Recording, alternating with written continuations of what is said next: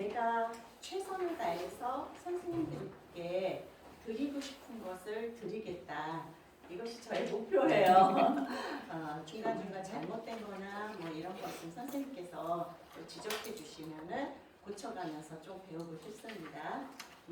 주제를 그림책 주제 읽기였기 때문에 주제를 정해야 되는데 예를 들면 장갑 그러면 장갑에 대한 시리즈를 이렇게 하고 이랬었는데 저는 이 비에도 지지 않고라는 그 시를 배우고 나서 너무 가슴에 남았어요.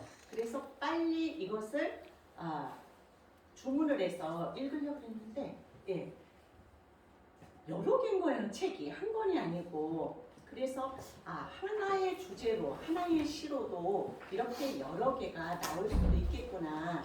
이걸 한번 주제로 해서 해보면 어떨까 해서 주제는 같은 시 다른 그림책 이렇게 정했습니다. 그리고 이름은 조미경입니다. 이 시는 음률 그림책으로서 이제 시는 비에도 지지 않고 바람에도 지지 않고 눈에도 한여름 더위에도 지지 않는 튼튼한 몸을 갖고 욕심 없이 결코 화내지 않으며 언제나 조용히 점점점. 동쪽에 병든 아이가 있으면 가서 돌봐주고 서쪽에 지친 어머니 있으면 가서 곁단을 짊어주고 사람들에게 멍청이라고 불리며 칭찬받지 않고 힘들게 하지도 않는 그런 사람이 나는 되고 싶다. 이런 시입니다. 이 시를 가지고 이 세 개의 책을 이렇게 찾아서 구입을 했어요. 그래서 봤는데 이 그림책은 필이 너무 좋아요. 그래서 이 필도 참 좋고 그리고 선생님께서 그때 설명해 주실 때 잘 살펴보면 곤충이나 아니면 동물이나 그리고 또 이 겐지 이 사람도 찾으면서도 읽을 수 있다. 그림 속에서 이런 말씀을 하셔서 제가 정말 그런가 보고 샅샅이 보는데 어떤 느낌이 드냐면 이 작자가 그림 그리는 작자가 그 겐지의 마음으로 가보려고 정말 많이 노력을 하셨겠다. 예를 들면 잠자리가 있어요. 그런데 비가 와요. 그러니까 나뭇잎을 이렇게 잠자리가 손으로 잡고 비를 피하는 거예요.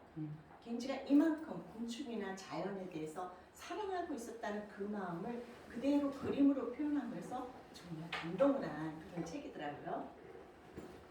그리고 이 책을 읽으면서는 어머 참 색깔 예쁘다. 초록이 너무 예쁘다. 이런 생각을 하면서 또 이 책을 읽었어요. 그리고 이것은 대상이 조금 달라요. 아까 그 책은 그 겐지를 생각하게 하는데 이 책은 비에도 지지 않는데 나에게 하는 말 같아요.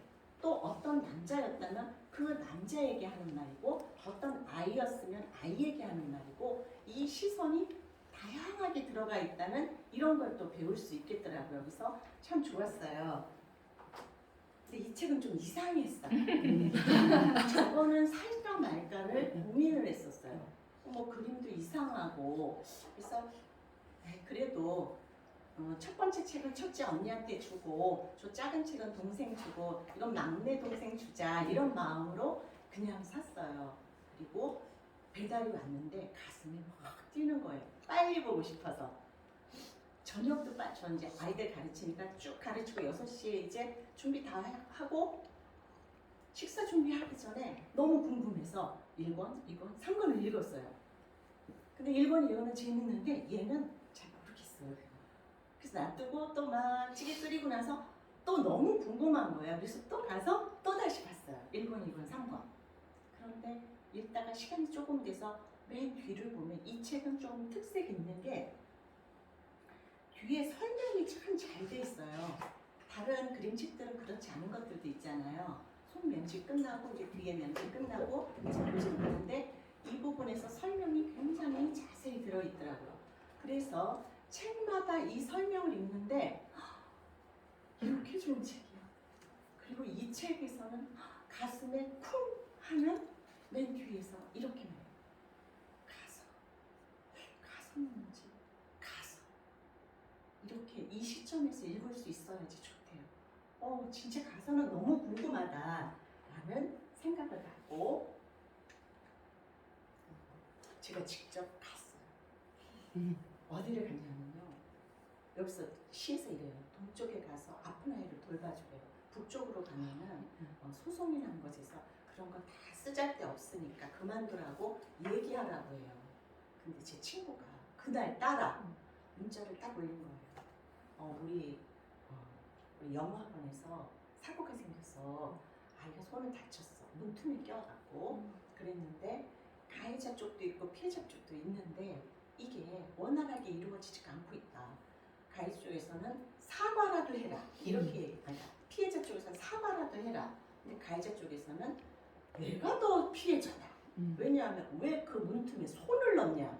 손을 넣었으니 내 아이가 잘못도 없이 문 닫았다가 이게 무슨 꼴이냐. 그러니까 잘 생각해보니까 그분도 조금 속상할 것 같다는 생각은 드는데 이 피해자 쪽은 이게 보통 일이 아니잖아요. 손가락 하나를 거의 다 뼈가 으스러졌다고 하는데 그러니까 아빠가 견딜 수가 없는 거죠. 그래서 아니 이렇게 해놓고 어쨌든 이렇게 해놓고 이것을 사과도 안 한다는 건 용납이 안 된다고 학교 앞에 가서 1인 시위를 하겠다.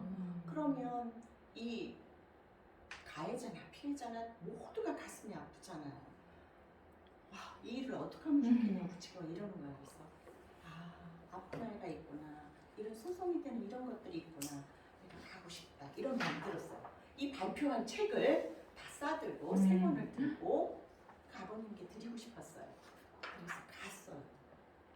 그래서 이제 원장님, 제 친구인데요. 원장님 만나서 이 책을 아빠한테 드리고 싶어. 근데 아빠가 안 읽을 것 같아. 그래서 제가 이제 아빠에게 편지를 썼어요. 이렇게 썼어요. 땡땡이 아버님, 저는 땡땡땡 원장님의 친구입니다. 아이가 다쳤을 때 놀라셨을 아버님을 생각하니 가슴이 저려옵니다. 한 가정에서 아버님의 위치는 매우 중요해서 용기 있는 아버님의 모습에서 아내와 아이들은 안정된 정서에 머물 수 있을 것 같습니다. 이 책 비에도 지지 않고는 글도 참 좋은데 섬세하게 그려낸 펜의 흔적과 페이지마다 만나게 되는 우직한 아버지의 모습을 발견하게 됩니다. 그리고 고요한 서사에 젖어듭니다. 글을 아빠가 읽어주실 때 그 아이가 온전히 그림을 읽을 수 있게 됩니다.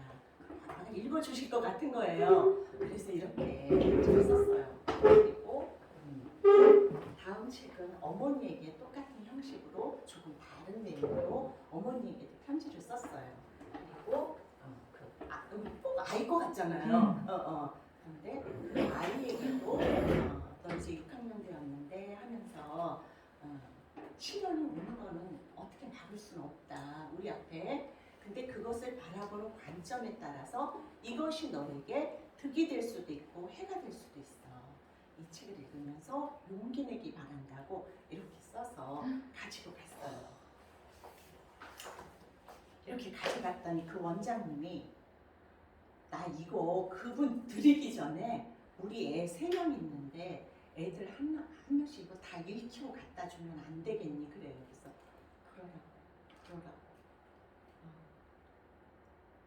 이제 저는 갔지요. 근데 이걸 통해서 이 일이 해결되는 과정을 통해서 자식들이 보고 알고 배우게 되는 것 같아요. 이 시에도 그런 내용이 나오더라고요. 그래서 이 귀절귀절이 다 모두가 다 이렇게 살아서 움직이는 듯한 이런 마음을 제가 느끼게 됐어요.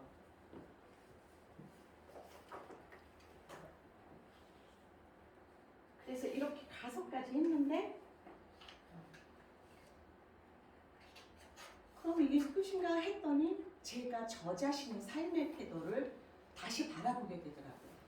나는 어떤 삶의 태도를 가지고 여지까지 살아왔지? 그리고 이제 이 나이가 되어서는 어떤 삶의 태도로 살아야 되는 거지? 하면서 다시 바라보게 되더라고요. 그럼 삶이란 뭐지? 삶이란 탄생이 있었고 그리고 살아가는 과정이 있었고 그리고 죽음의 과정이 있는 거구나. 그래서 다시 탄생을 찾아봤어요. 그래서 한 10권 책을 쭉 검색을 한 다음에 그 그 중에 제일 저하고 맞고 내용에도 좀 맞는 것을 좀 찾아보자 해가지고 찾아낸 책이 이 마음의 비율이라는 책하고 저쪽에 그다음에 태어난 아이라는 책이에요. 저 마음의 비율이라는 책은 아기의 시점을 통해서 세상을 바라보는 그런 그림책이거든요. 아기의 세계에 어느 날 구멍이 생겼어요. 저 구멍이 뭐지? 자꾸 신경이 쓰이니까 바라보다가 그래 마침내 용감하게 구멍 밖으로 뛰어들 거야 하는 이야기예요. 자기 마음대로 나올까요?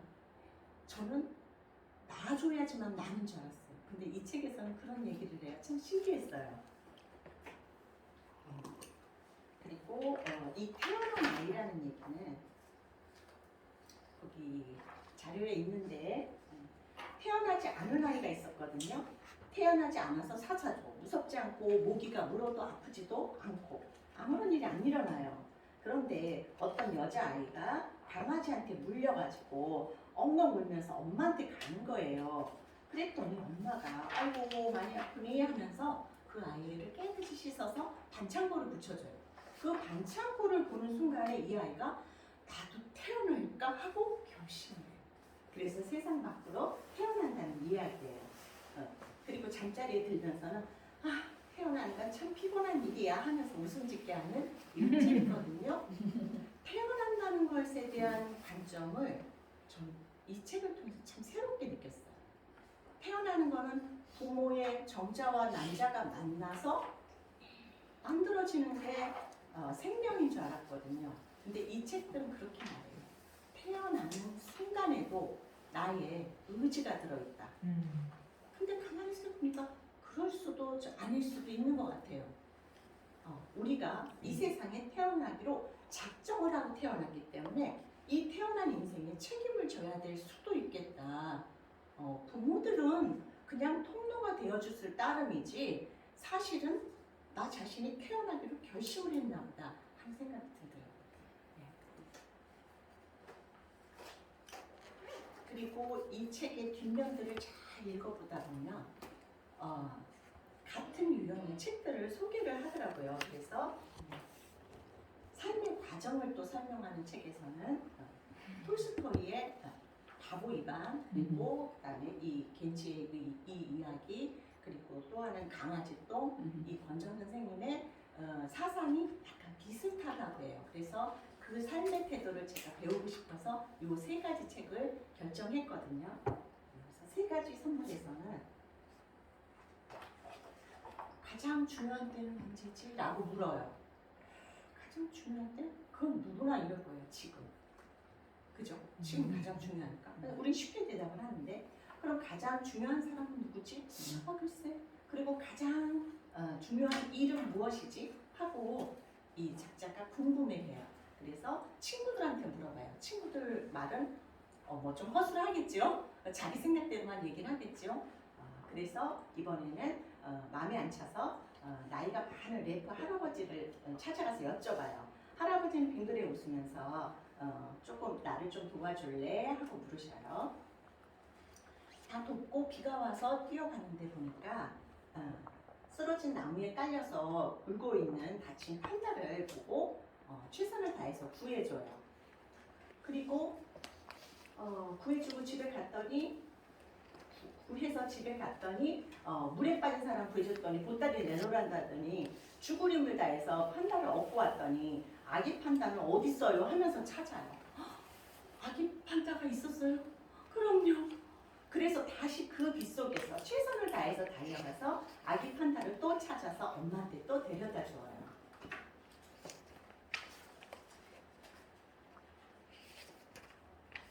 결국 할아버지가 자 이제 너는 다 네가 궁금했던 걸 알아냈지라고 말해요.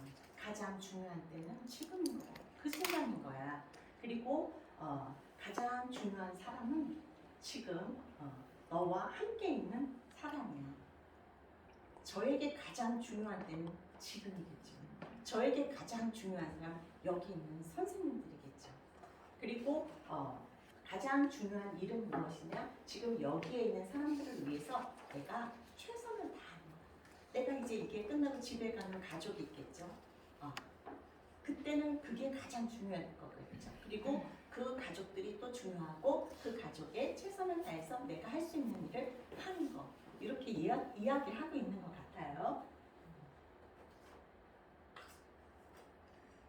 그리고 이 시에서는 다른 것보다는 모두에게 바보라고 불려도 칭찬이나 미움에도 휘둘리지 않는 그런 사람이 여기에서 나도 되고 싶다가 아니고 나는 되고 싶다라고 얘기해요.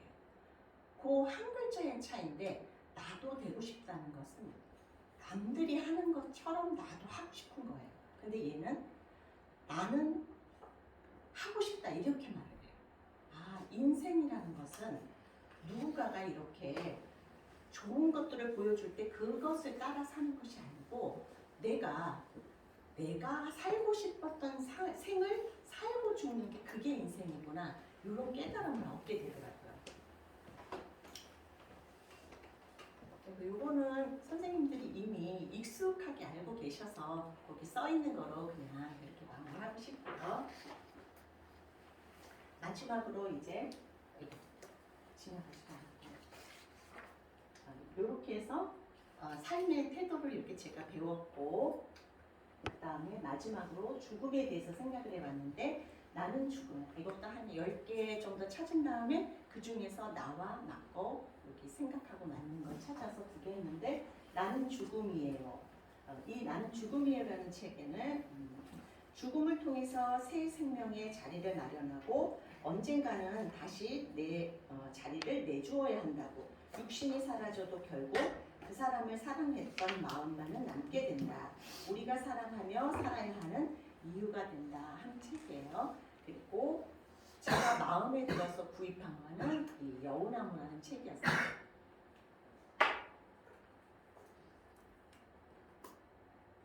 여우가 이제 나이가 어느 정도 들었겠죠. 동물들도 자기가 죽을 때가 되면 이제 그 느낌을 알면서 먹는 양을 서서히 줄인다고 그래요. 그리고 더 이상 이제 내 에너지를 쓸 것이 거의 없어졌을 때는 어딘가 위치를 정해서 거기서 죽어간다 그래요. 그런데 이 여우는 이 자리를 뺏겼는 거예요. 가만가만 눈이 내리는 날 여우는 눈을 감고 숨을 마지막에 없겠죠. 깊이 내쉰 뒤 영원한 잠에 빠져들었어요.